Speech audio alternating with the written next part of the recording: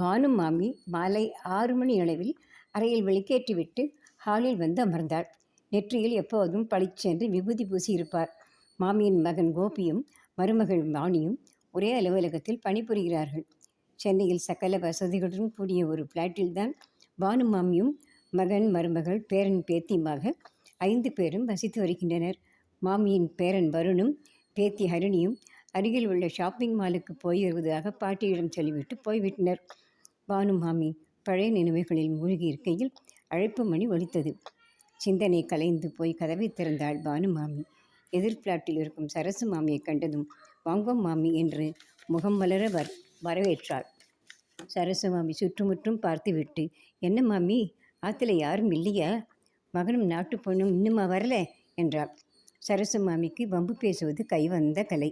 வருவா என்று மாமி முடிப்பதற்குள், நன்னா இருக்கு, புருஷனும் பொண்டாட்டியும் ஒரே ஆஃபீஸ் தானே, ஆஃபீஸ் 4:30 மணிக்கே முடிஞ்சிடுமே, ஆற்றுக்கு நேரத்தோடு வந்துட்டு அப்புறமா எங்கேயாவது போகலாம் இல்லையா?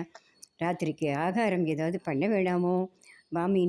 பானு மாமி உள்ளுக்குள் சிரித்து கொண்டாள். சரசு மாமி தொடர்ந்தாள்.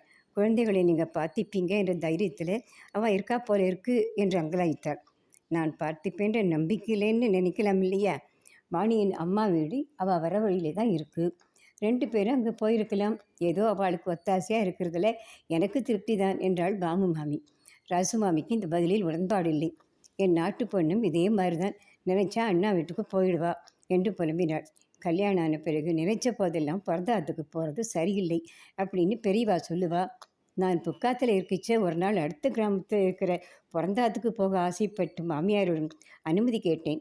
இப்போ என்ன ஆசை வந்துடுத்தோ? சரி கார்த்தாலே சுபா கூட சேர்ந்து சமையலை முடிச்சிட்டு போ, சாயங்காலம் இருட்டுறதுக்குள்ளே வந்துடு, ராத்திரி பலகாரத்துக்கு ரெடி பண்ணணும் என்று கட்டளை போட்டுவிட்டா. இப்போ எல்லாம் தலைகீழாக ஆயிடுத்து என்று மீண்டும் புலம்பினார். பானு மாமி சிரித்து விட்டு, மாமி, உங்கள் மாமியார் அப்படி சொன்னதுக்கு காரணம் இருந்தது. உங்கள் புக்ககம் ஒரு கூட்டு குடும்பம்னு நீங்களே சொல்லியிருக்கேன். கல்யாணமான 2 மச்சினர்கள், கல்யாணத்துக்கு நிற்கிற 2 நாத்தனார்கள், மைத்துனர்களின் பிள்ளைகள், தாத்தா பாட்டி மாமனார் மாமியார்னு ஒரு பெரிய பட்டாளமே இருக்கும்போது நிறைய பொறுப்புகள்.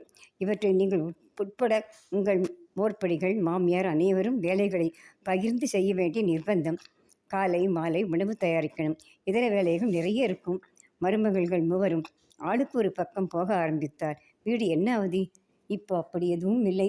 கணவன் மனைவி, 1 அல்லது 2 குழந்தைகள், இதுதான் குடும்பம்னு ஆயிடுத்து. 100க்கு 50 பேர் வீட்டில் மாமனார் மாமியாருக்கு இடமில்லைன்னு ஆயிடுத்து. ஏதோ நம்ம அதிர்ஷ்டம் பிள்ளை மருமகளோடு இருக்கும். பானு மாமி சற்று பேச்சை நிறுத்திவிட்டு சரசு மாமியின் முகத்தை பார்த்தாள். தன் பேச்சில் மாமிக்கு உடன்பாடில்லை என்று தெரிந்தது. பெண்கள் வாயிற வயசிலே இடம் மாறித்தான் ஆகணும். ஆனாலும் அவள் மனசு மாற முடியாது. பிறந்த வீட்டு பாசம் பொண்ணா பிறந்தவா எல்லாருக்கும் விட்டு போகாது. பிறந்த வீட்டு அக்கம் பக்கத்தில் இருந்தால் தான் போய் பார்க்க முடியும். உங்கள் பொண்ணு வாரத்தில் 2 நாள் உங்கள் வீட்டுக்கு வந்து தங்கும்போது நீங்கள் சந்தோஷப்படலையா? சில பெண்கள் பிறந்த வீட்டு பாசத்தில் புகுந்த வீட்டை அலட்சியப்படுத்துறதும் உண்டு. அதுக்கு துணையாக நம்ம பிள்ளையும் நின்னா மனசு வலிக்கத்தான் செய்யும். நாம் தான் மனசை பக்குவப்படுத்திக்கணும். விட்டு கொடுத்தால் கெட்டு போக மாட்டோம். என் மருமகள் பக்குவமானவள், பிறந்த வீட்டையும் புகுந்த வீட்டையும் சமமாக நினைப்பவள். அதனால் எனக்கு எந்த பிரச்சனையும் இல்லை என்று முடித்தாள் பானு மாமி.